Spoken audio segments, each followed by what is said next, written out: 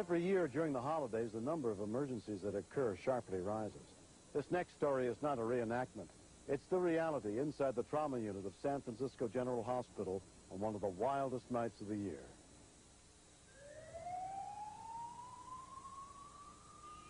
Tonight happens to be New Year's with not only a full moon, but a blue moon. And for whatever reason, crazier things happen, and it brings the crazy people out.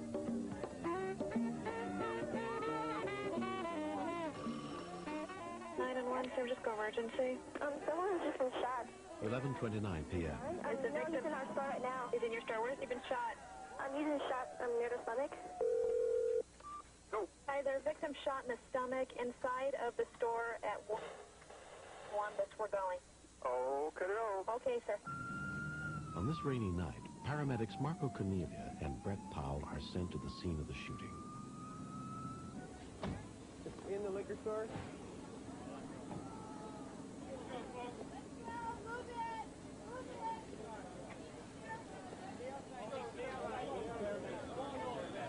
How you doing?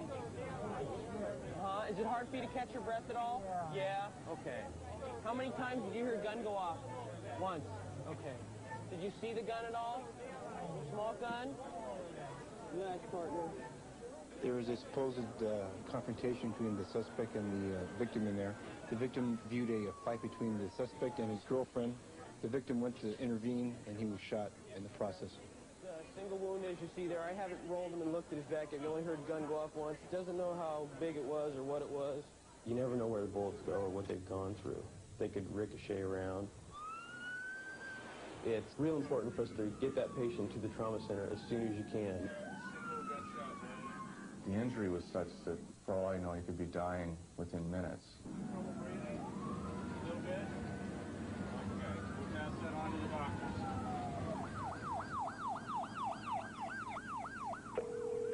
Emergency. Hi, this is Macy, Union Square.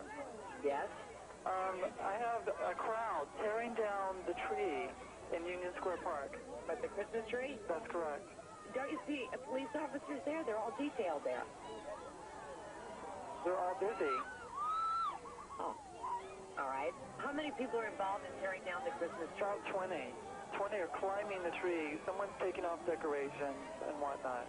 All right, we'll get somebody out there. Thank you very much. Thank you. Good evening. At the tone, Pacific Standard Time will be 11:40 and 50 seconds.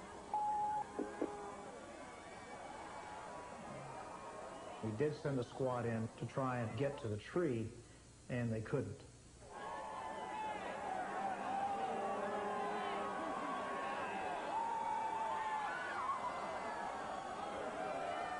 Rescue 911 will continue.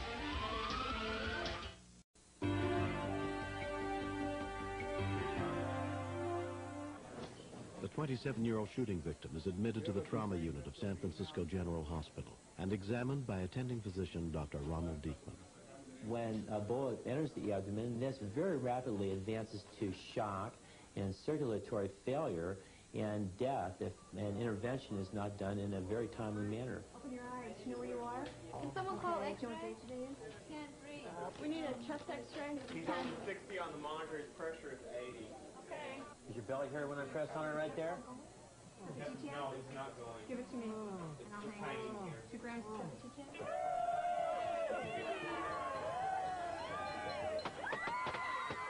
Sergeant James Fry is one of only 90 officers patrolling thousands of people in the square. We were still in front of the hotel, and you could just see the top of the tree swaying like this, and you could see all these people out on the limbs.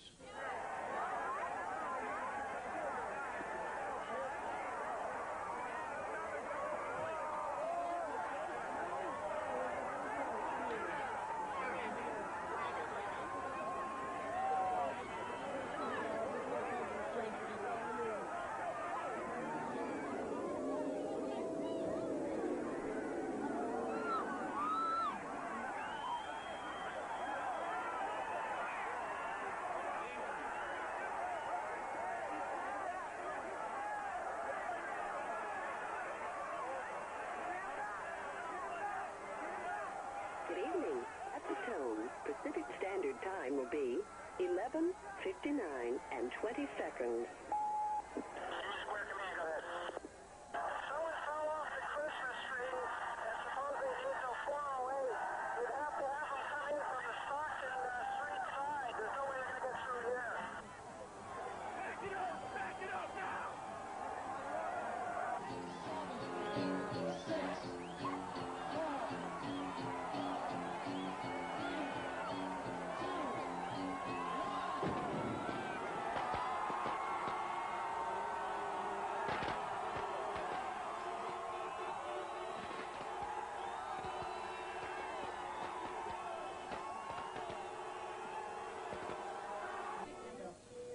You feel it too in your penis? No. Okay, we're getting a urine sample. Oh.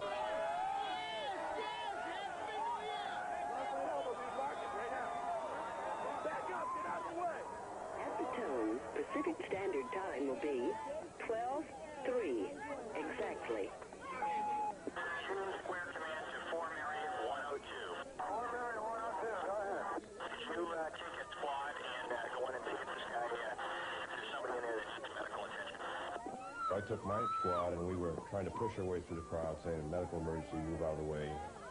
And we got to the top of the ramp and all of a sudden I realized that there was 8,000 plus people inside the square. They were grabbing us, pushing us, trying to grab our guns, etc. We've got an entry wound right here at the copter wall. We've got entry outside. Right. We've got another wound here to come through and through. He had a gunshot wound from one side of his chest and abdomen to the other side. It was very clear to us that he needed surgery immediately. Happy New Year. Make that go through for that 914 unconscious at Union Square. Post and Powell or you won't get through. Yeah, because it's bumper to bumper with people. Okay? Thanks. Cheek to cheek. Bye. See what he was in the field. The shooting victim is taken into surgery within an hour of the incident. He has a bad injury of his liver, has an entry and exit wound from the left lobe of his liver coming out the right lobe of his liver. And it's a difficult place to get control of, and that's what we're trying to do right now. We pushed our way through to the tree, and there was indeed one fellow laying on the concrete. He was on the ground all doubled up, obviously very seriously injured. I mean, there's no doubt there was something really wrong with the fellow. Would you advise the ambulance they need a transport? I have an off-duty paramedic here assisting me. And we must have 8,000 people surrounding us here. We're trapped also. I got on the radio and I told them that we were surrounded, we were trapped, we couldn't get out. We're taking rocks and bottles. We need some backup. I need an ambulance. I do have somebody here that's hurt. There's an ambulance and fire department crew on Geary Street at Macy's, in front of Macy's. What you might want to try is a squad walking in the ambulance car with a gurney, using a loud hail or a bullhorn, asking people to get out of the way. That's about the only way this is going to work. Paramedic Tom Leeper is one of many rescue workers dispatched to the scene. I couldn't imagine somebody climbing up that thing. I looked at it and I go, oh my Lord.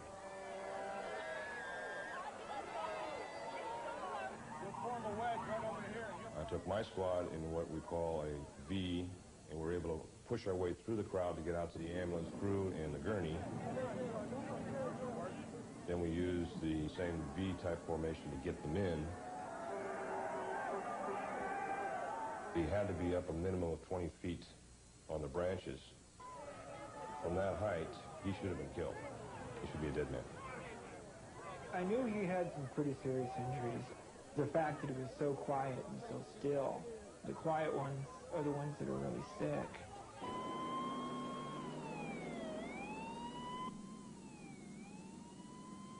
He was somewhat intoxicated and attempted to climb the tree. He fell about 25 feet, landed on his left side, and we've now found out that he has a fractured 6th thoracic vertebrae and a fractured 10th thoracic vertebrae. I got this telephone call, and it was Charlie's mom telling me that Charlie had been in an accident, that his back was broken, and not knowing whether he was in an operation as we were talking, if he was paralyzed. Very frightening. The body. Dr. Diekman takes over the care of the 20-year-old youth. Lower down in T10, it's pretty well shattered in the front, so burns. Oh, he's lucky, definitely, because he has no head injury, which is the worst fear of that type of injury.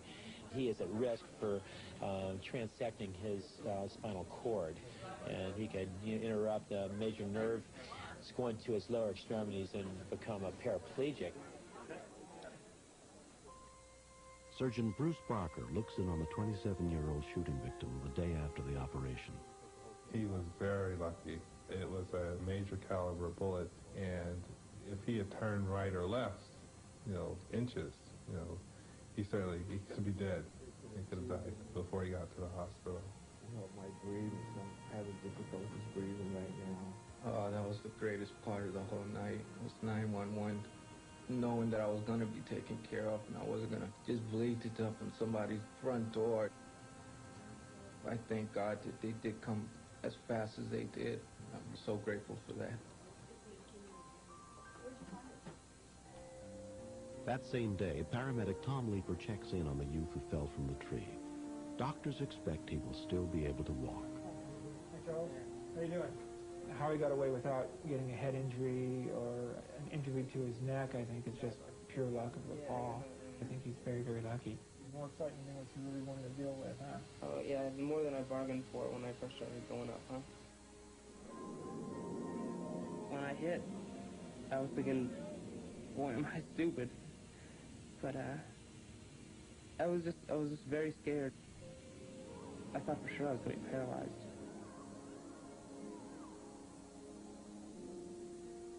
I don't know how to teach him about not being daredevils.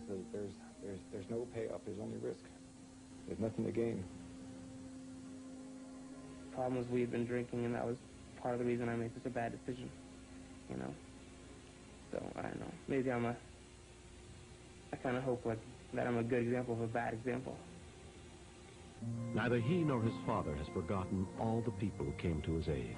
They were incredible. They did such a great job with taking care of me. I'm so appreciative that people will pick people up after they've injured themselves or gotten in an accident. They seem like angels of mercy. They're great.